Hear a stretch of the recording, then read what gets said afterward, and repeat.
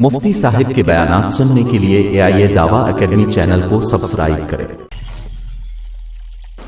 آج کا پہلا سوال ہے، ماہ محرم کا چاند دیکھ کر سجدہ کرنا اور سجدے میں 70 والا حمد شریف پڑھنا کیسا ہے؟ بالکل من گھڑت بات ہے، کہیں سے ثابت نہیں ہے یہ۔ مفتی صاحب معلوم یہ کرنا ہے، مرد حضرات ریشمی لباس کیا نہیں پہن سکتے؟ اور ریشم کا کیڑا کیا ہوتا ہے؟ اور ریشم کے کیڑے کو ہم سلک کیا کہتے ہیں؟ دیکھیے، جو بھی چیز ریشم کے کیڑے سے بنے ہو، سلک ہو گیا، سیٹن ہو گیا، جس میں آپ کو پتہ ہے کہ سلک یعنی کہ ریشم کا استعمال ہوا ہے، وہ مرد کے لیے پہننا حرام ہے۔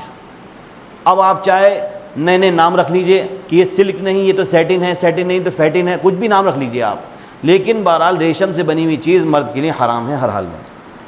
اگلا سوال اسلامی معلوم کرنا ہے، جیسے کہ فجر میں فرض نمازوں کے بعد ہم فرض نماز میں پہنچے اور ہم نے فجر کی فرض نماز میں جماعت کے لیے ہم کھڑے ہو گئے، لیکن ہماری سنتیں رہ گئیں، تو کیا ہم جب فرض نماز پڑھ لیتے ہیں تو وقت باقی رہتا ہے، تو کیا ہم سورج کے طلوع ہونے سے پہلے 2 رکعت سنت موقدہ پڑھ لیں؟ دیکھیے نہیں، فجر کی نماز اگر آپ نے سنت موقدہ پڑھنی ہے تو فجر سے پہلے پڑھنی ہے آپ کو، نماز جماعت سے پہلے، فجر کی نماز پڑھنے سے پہلے۔ اگر آپ اپنی انفرادی نماز پڑھ رہے ہیں تو 2 رکعت سنت پہلے، 2 رکعت فرض بعد میں۔ لیکن اگر آپ جماعت سے نماز پڑھ رہے ہیں اور آپ جماعت میں شریک ہو گئے اور آپ نے دیکھا کہ آپ کی جماعت نے پڑھ لیا آپ نے، تو آپ کو جو سنتیں پڑھنی ہیں وہ سورج کے طلوع ہونے کے 20 منٹ کے بعد، جب چاش کا وقت ہوتا ہے تو اشراق کا وقت جب وقت ہوتا ہے تو اس کے پڑھنے سے پہلے آپ 2 رکعت سنت موقدہ پڑھ لیں۔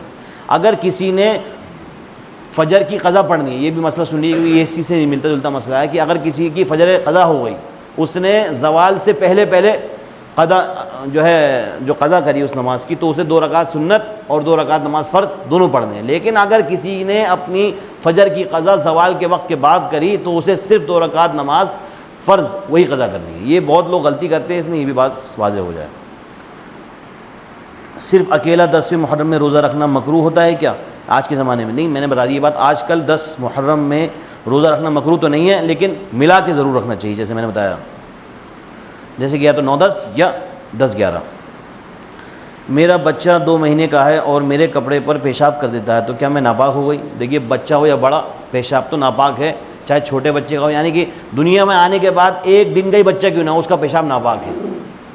وہی حکم 10 سال کا ہے، وہی حکم 20 سال کا ہے، تو 1 دن کا کیوں نہ ہو گیا بچہ پیدا ہوتے ہی آپ کے ہاتھ میں آیا اور اس نے پیشاب کر دیا مثال کے طور پر، اور وہ آپ کے کپڑوں پہ گر گیا، کپڑے ناپاک۔ یہ نہیں ہے کہ بچے کا، بہت سارے عورتوں میں یہ وہم ہوتا ہے کہ بچوں کا جو پیشاب ہوتا ہے وہ اتنا ناپاک نہیں ہوتا اتنا بڑوں کا ہوتا ہے۔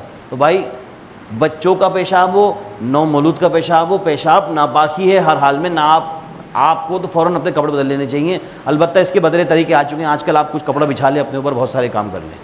اللہ تعالی ہمیں اور آپ کو عمل کرنے کی توفیق نصیب فرمائے، آمین۔